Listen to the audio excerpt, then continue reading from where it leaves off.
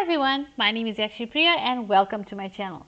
So in today's video, I'm going to do this piece of palm trees and the beach using watercolors, and you can see I'm working in my sketchbook and I just basically outlined the entire page with some washi tape just to keep the edges of my painting crisp and basically even.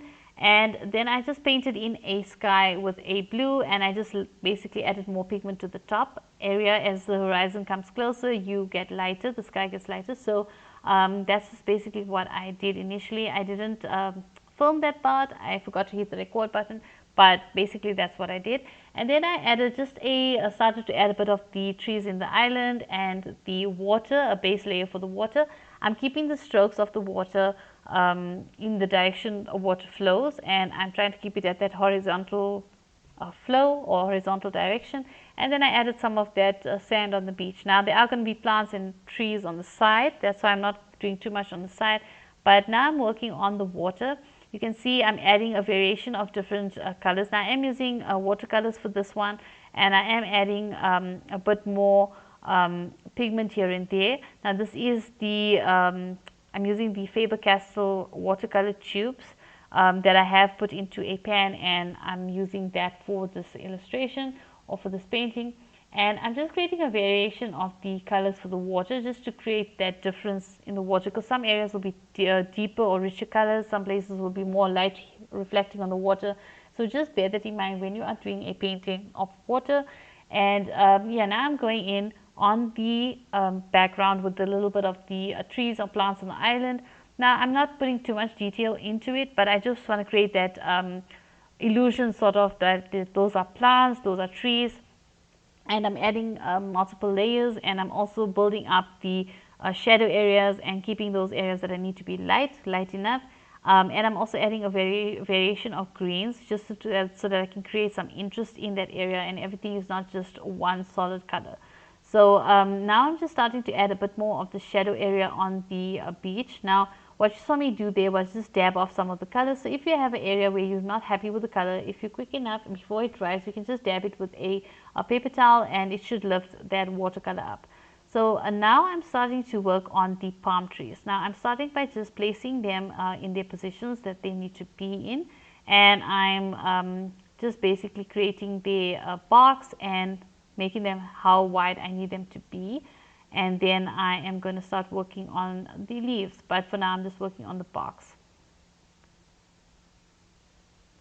I really enjoy drawing or painting palm trees, so I will walk you through how I do it. So I'm basically now just very lightly with the tip of my brush creating the stems of each of the leaves, and then I'm going in with, now I'm starting off with some more yellowish greens, and I'm just adding very lightly with the tip of my pencil, tip of my brush, I'm just adding a bit of that shaggy, drooping sort of leaves that are on palm trees. So you can see I'm just adding the colors I'm using. Look at my reference photo.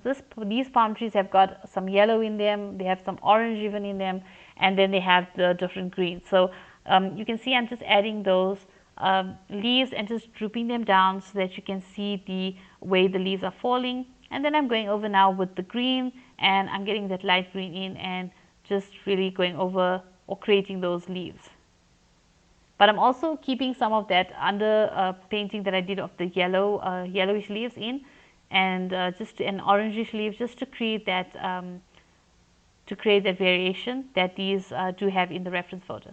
So you can see now I'm starting to go darker. I'm adding a bit more of a darker green and starting to build up the layers of the palm trees, of the leaves of the palm trees.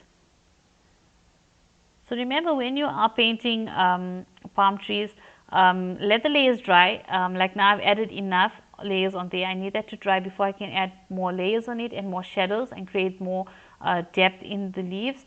But for now I'm just working on all the little palm trees and leaves that are on the side, because there's a lot of trees, and you can see there's other palm trees that are hanging over from the side, and there's some bushes and other plants. So that's what I'm basically trying to create here when I'm doing this part of the painting. So I'm starting off with some just random little spots and lines to create some of those areas where the plants are, and then I'm just starting to refine some of those palm tree leaves or palm leaves. And then now you can see I'm going back to the tree and I'm adding more layers of the greens, and I'm darkening the green as I go. That's just to create more depth and create more three-dimensional look of the palm trees and make it look more realistic.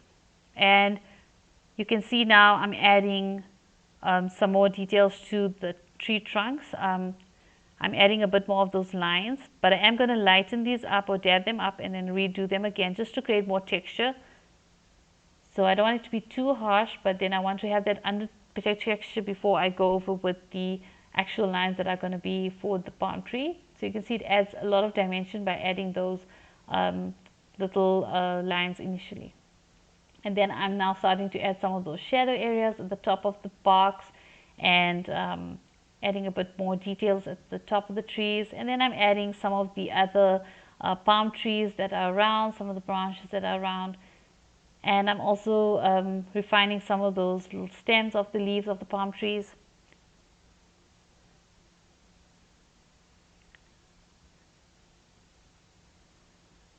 Okay, so now you can see I'm adding some of those background leaves of the tree in the background, and just adding a layer upon layer. Remember, you need to build your layers slowly from the background moving forward. So now you can see I'm adding a dark green now and really starting to create that dimension in the leaves and the variation of the colors and the shadow areas, and keeping those areas that are lit up bright as well. Even the palm tree or palm leaves on the side, you can see I'm adding a lot more details by adding multiple layers.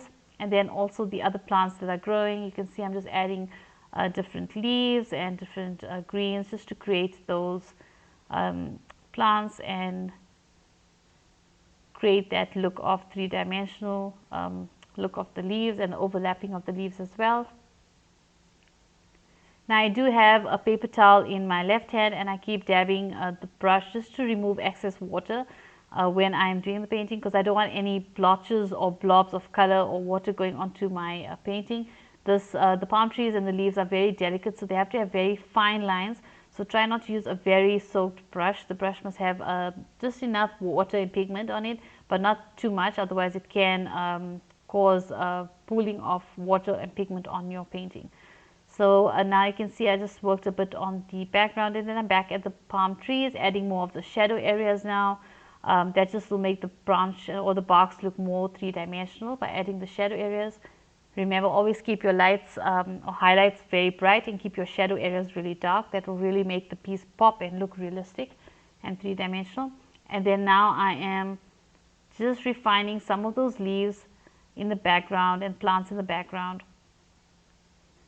Now you can see I'm not really creating any defined lines for the background plants. I'm just creating the illusion of those plants.